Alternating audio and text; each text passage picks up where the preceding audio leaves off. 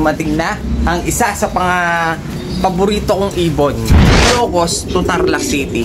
Pinaship natin sa rider. Hanap-hanap ako sa mga tropa. Ang hirap-hirap ko siyang hinanap. Nahagilap natin sa Ilocos pa. Sigo, taga Ilocos yung may-ari. Ilocos to Tarlac para mapunta sa atin tong ibon na to. Eto nga pala yung ibon. Papakita ko na sa inyo kung gaano kaganda. Isa ito sa paborito ko. Eto na siya.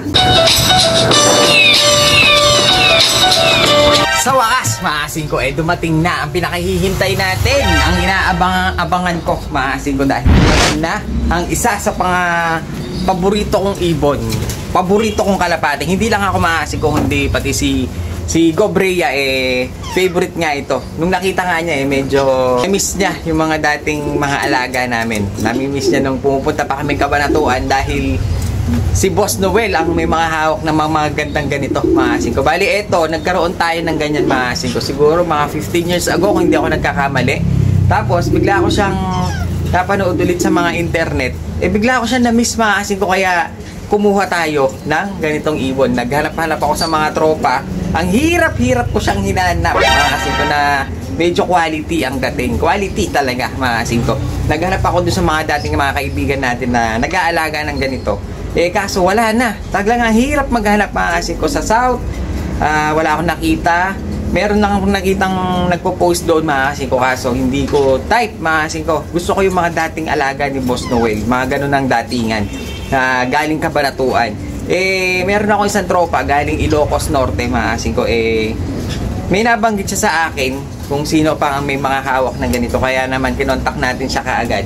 At meron nga siya, maasin ko. Kaya ginawa natin, talagang kumuha tayo sa kanya ng isang pares dahil nga talagang gustong-gusto ko tong ibon na to.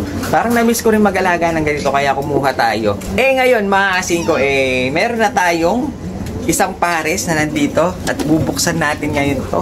Napakaganda nito, maasin ko. Isa sa paborito ko. Hindi lang ako, pati si Gobrea. Isa sa paborito namin to. Sa mga itsura lang, napakagandang kalapatin to, maasin ko. Parang pangyayamanin ang dating niya. So yun, bali papakita natin sa inyo ngayon kung anong itsura yung sinasabi kong ibon o kalapate na napakaganda. Ito medyo memorable sa amin to dahil ito, ganitong klase, maasin ko, ang unang-unang naging imported namin. Kasi dati mga alaga ko lang mga ordinary. Tapos nung napunta kami, nakilala ko si Boss Noel Esguera ng Cabanatuan City. Nagkaroon ako, yan ang unang-unang bumungad sa mata ko na gustong-gusto ko. Maraming klase, maasin ko, kaso ito ang pinaka-gustong-gusto ko. Kaya ito naman ang unang-unang nakuha namin na ganitong lahi, maasin ko. Napakaganda niya. Kaya ngayon, i-share ko sa inyo. Gusto ko makita rin nyo kung anong itsura ng mga sinasabi nating ibon, maasin ko. Hindi lang yan ang gusto ko. Mayroon pa akong mga gusto, kaso yan talaga ang pinaka number 1 na favorite ko. Kaya naman yan ang unang-una namin kinuha. Kaya ngayon, papakita ko na sa inyo kung anong itsura nung nakuha natin. Bali, eto siya. Bubuksan natin ngayon para naman makita nyo kung gaano kaganda yung sinasabi ko. Dahil pag ito hindi nyo nagustuhan, ewan ko na lang. Pero yung sa mga hindi mahilig sa ganito, talagang hindi nila magugustuhan. Pero para sa akin, number 1, pinakamaganda siya. Kaya ngayon, bubuksan na natin, maasin ko, para naman masulyapan nyo kung ano itsura na sinasabi ko. Bali, ito nga pala, nahagilap natin sa Ilocos pa. Maasin ko, taga Ilocos yung may-ari.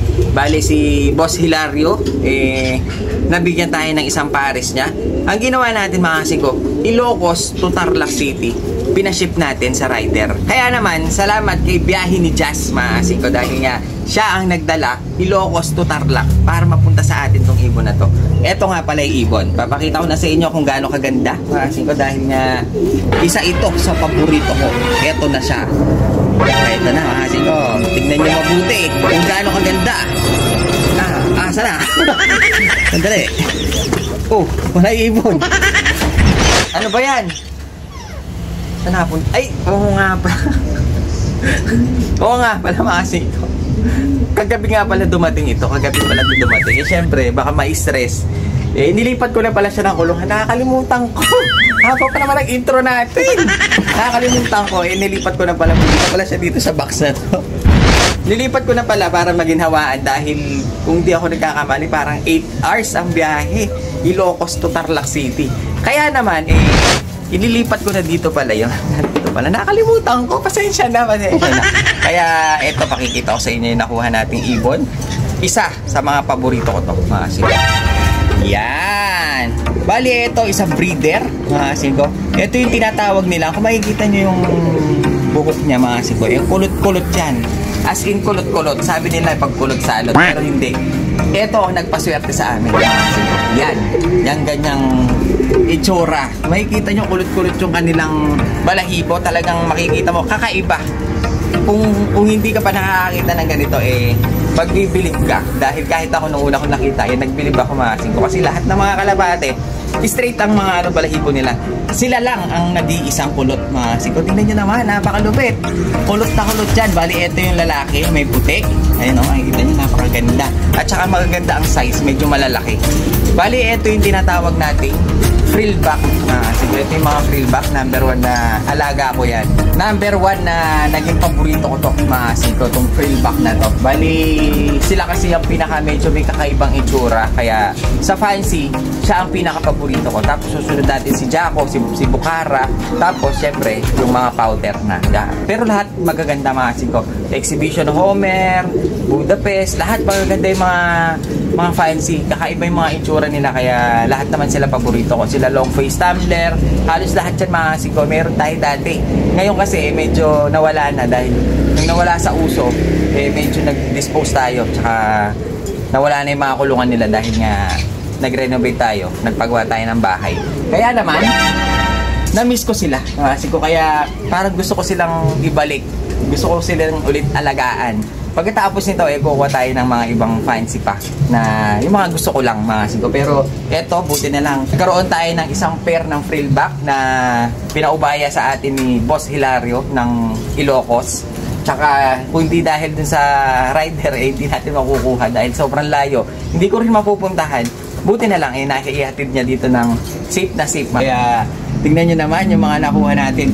Ang maganda dyan, nung binuksan ko yung kanilang box kagabi, mayroong isang itlog. May isang itlog na dito na inabutan sa biyahe, mga sigo, na napunta sa atin. Tinanong ko yung may-ari kung nangitlog na sa kanya, baka mamaya pangalawa. Hindi pa. Kumbaga, ito ang unang itlog niya. Kaya ginawa natin, pinasit natin agad dito sa may itlog. Kaso hindi niya kasabay. Para lang malimliman na siya. Baka kasi mabasag, nilagay muna natin siya dyan. Nung kinapa ko tong hen, maasin ko, meron ko siyang itlog sa puwet. Yan yung pangalawa.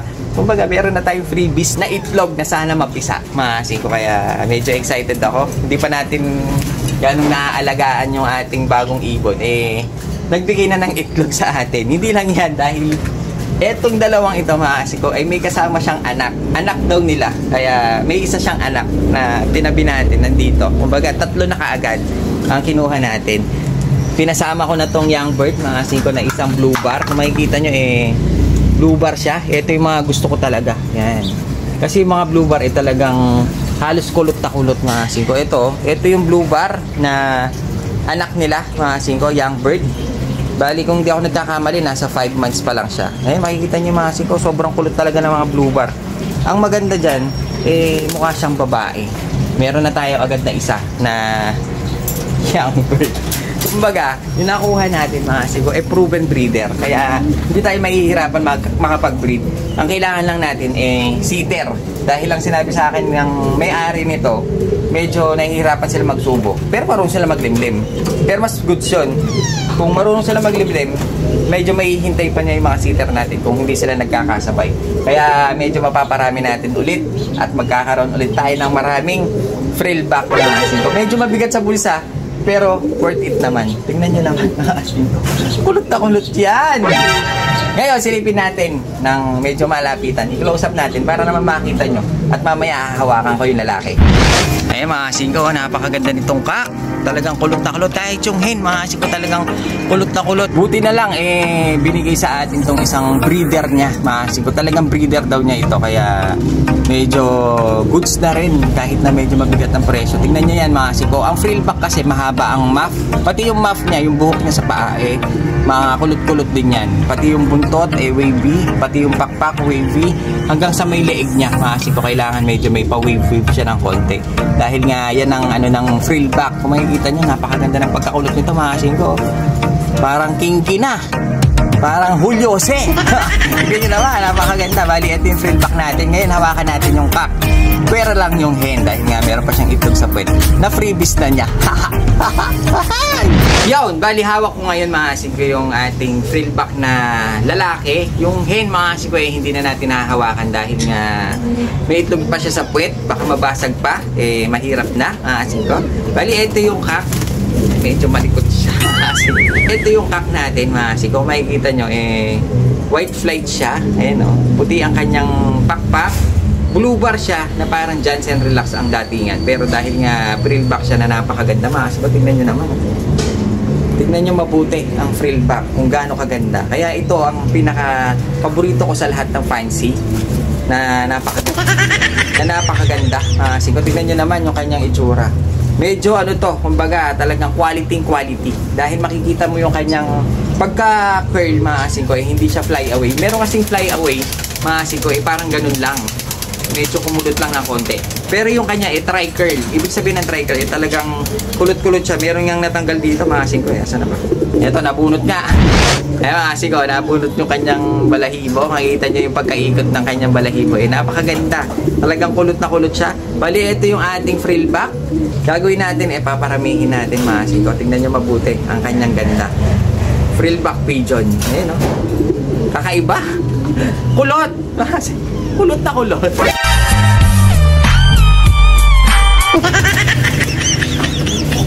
Lagay na natin. Lagay na natin doon. Baka maging straight.